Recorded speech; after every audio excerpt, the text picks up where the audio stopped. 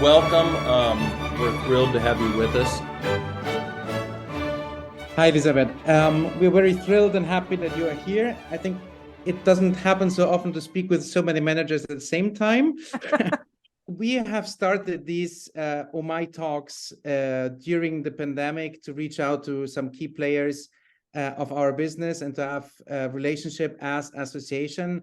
I want to start, first of all, to let you speak about the different feelings you have in between of working in an opera house, where you have been, and at a festival. So first of all, I'm thrilled to be with you this afternoon. The difference Markus mentioned is enormous. When I came from Graz to Bregenz, you have much more time to think about detailed work, and you're not so timelines driven like in an opera house. I'm not sure if you all know how broad the program of the Bregenz Festival is. It's not only the lake, we have a lot of smaller scale productions beside the opera. We have two theaters, Burgtheater and the Deutsche Theater. We have a lot of concerts. So this is much broader than in repertoire opera house, although it's of course less. We have 80 to 90 performances in the summer, and in an opera house you have 300, counting opera and concerts. What I think what changed a lot in between my ending of Graz to now my beginning in Berlin are the timelines. And this has to do with Corona, of course, because on one part you plan, I don't know, colleagues of mine for 28, 29 ages ago, and on the other hand, it's expected that we are very quick and that we can react to every important change also in society, in the world. Nice questions from the colleagues. Oh, Sarah, jump in.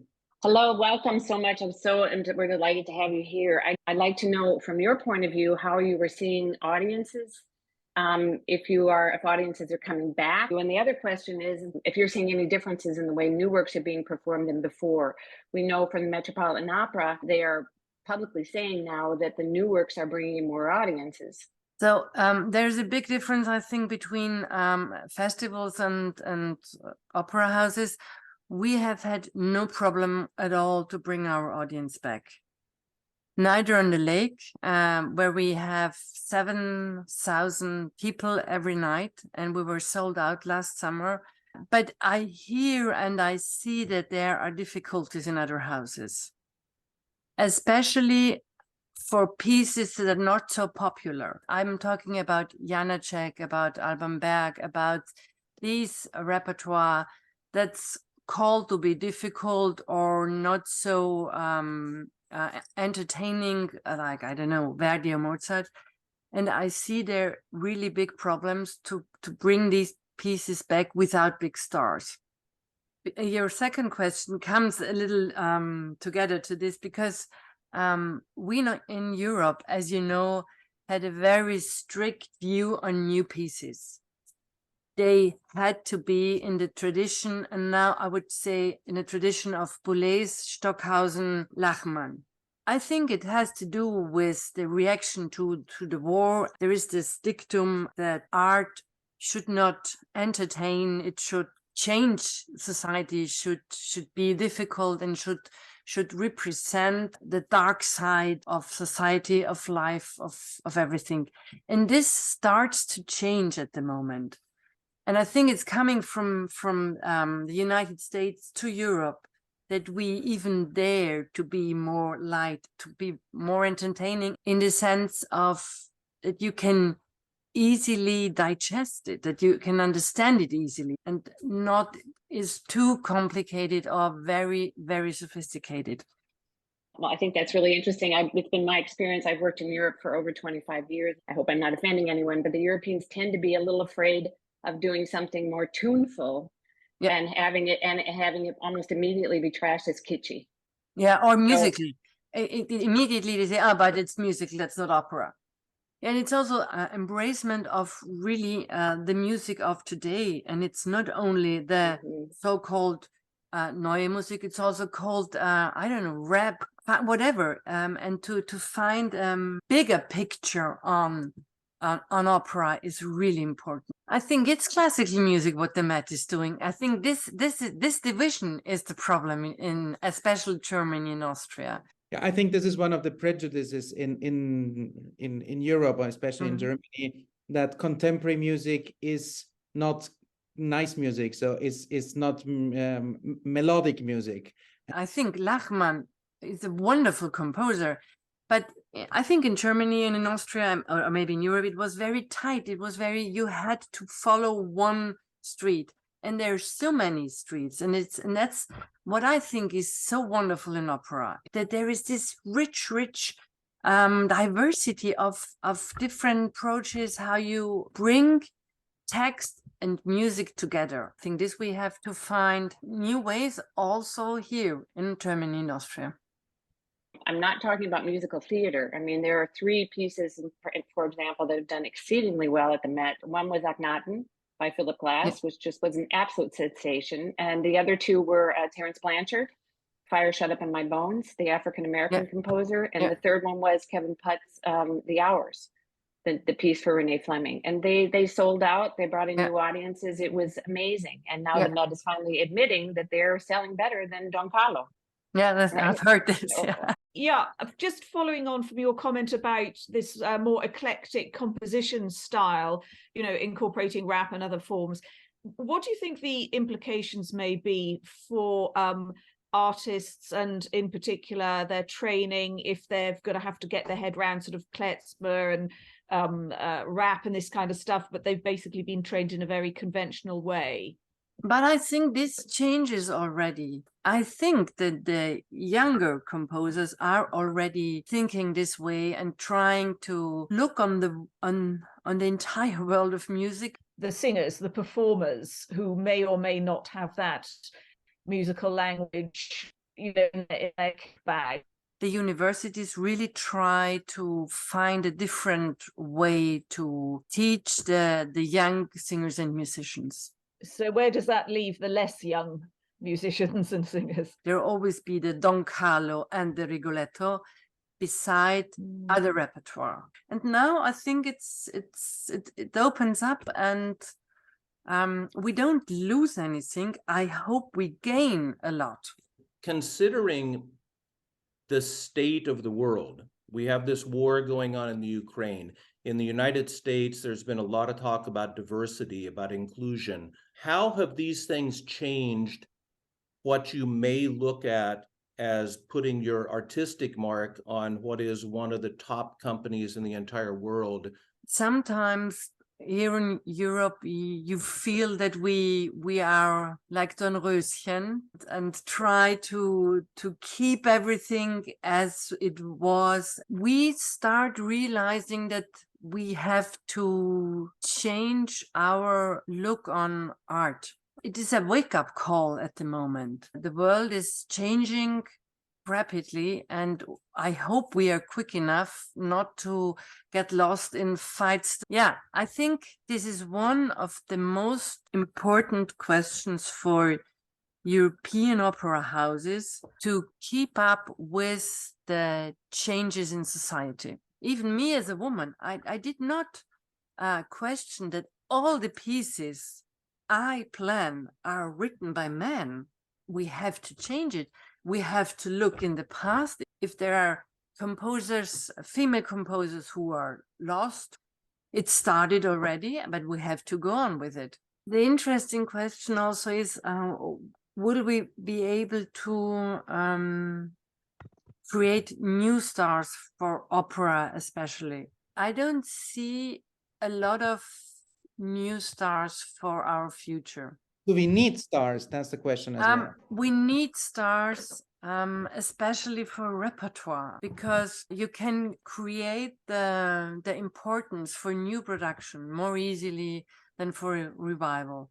And about how to create a new star, I think the only one I can think of who really did something kind of new is Orlinsky. He was able through Instagram actually to create a star. Yeah. During COVID. Is it still possible to create a star for a certain city or a certain house, like a real ensemble star? And a little bit, Orlinski did it in Zurich. So this would be one of my big wishes for Berlin. I have a question. Do you feel in your position that any force from the government, or that you have to be accountable in terms of ticket sales or in terms of a certain percentage of filled houses? Do you feel that there will be pressure from the government? It is already. There already is. There is. Yeah. In Berlin, this was always, it was even harder before. Before they created the Stiftung, there was always the threat that they're going to close one of the houses. It changed with the Stiftung when they created the Stiftung for all three houses. The economical pressure is increasing. I feel like whenever we go and speak with theaters, my colleagues and I, there's always a discussion about budgets, of course, but I always want to ask if there are any innovative marketing strategies that are being discussed. Yeah, of course, and you all know Google Analytics, and you know how detailed we know who buys the tickets and who does not come back. What we Intendanten have to learn, we were always so proud of our season brochures. And if you talk to a marketing agency, they say, oh, forget it. Oh, no. And when I started here in Bregenz, our marketing agency was the first to said to me, and it's 10 years ago, digital first. And I said, what do you mean? And they said, people will do everything on their mobile. And I said, no way. On this small thing, buying tickets, never. Sarah. I do have one more, and that's related to the type of productions. One of the things that concerns all of us that have been watching, for decades really in Germany is the Regietheater. The shift actually from having the music directors be the kings of the productions, and now how the stage directors have become the kings and queens of the productions, mostly kings. But I think this changes again. What I think we need is modern today look on all the things we're doing. But I really think that to create a relationship between the audience and the stage, and that's what we are working on, to communicate, we have to connect to the life of the people. 1 hour English is too much for me. I don't find the right words. I'm happy to translate. It sounds to me like you're saying that there has to be something from the original, from the piece, that is relatable. I mean, I was just thinking of, as you were describing this, I was thinking of Hans Neuenfels, who was one of the original kind of Regietheater kings, and how he made kind of a transition in his older age. And I believe it was at the Staatsoper that he did an Ariadne. It was just all of a sudden where he kind of reversed his strategy and wanted to do something more aesthetic, and wanted to do something that was more related to the piece and make the characters more relatable to us. The things that are so totally detached from the pieces, which I believe is what you're talking about.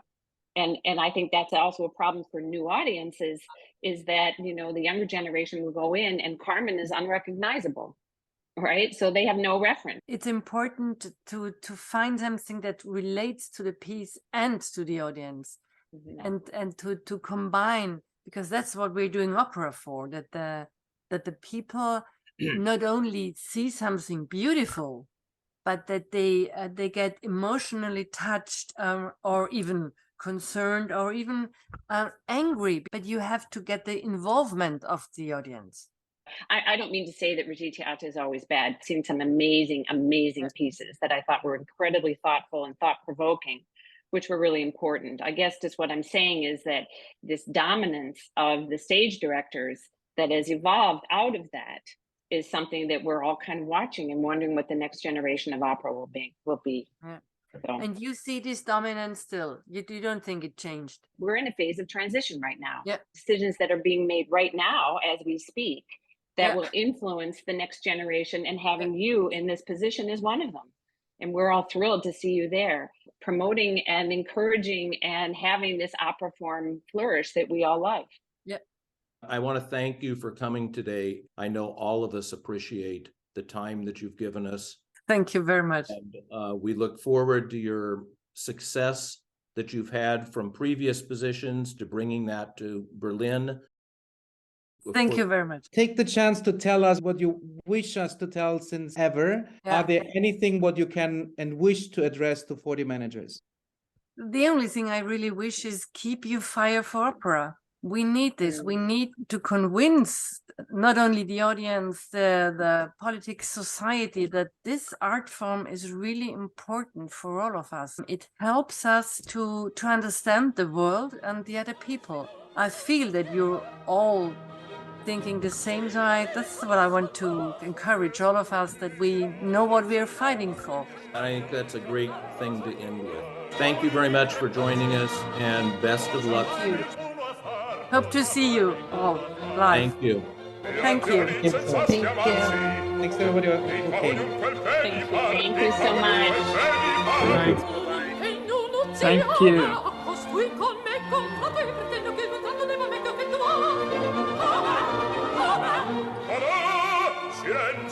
Silenzio, silenzio, io son qui per giudicar.